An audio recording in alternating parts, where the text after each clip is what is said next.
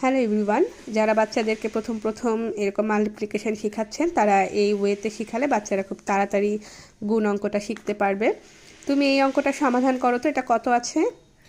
4 into into 4 4। হ্যাঁ, কিভাবে বের করবে?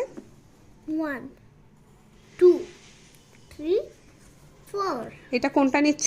এইটা না?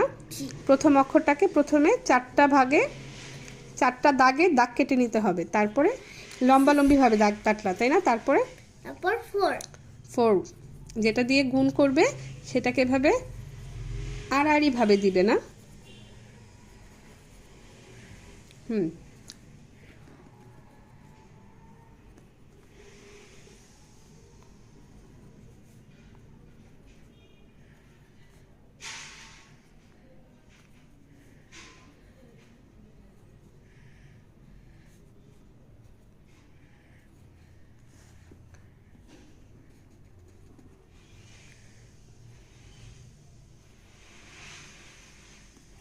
এখন গুণ।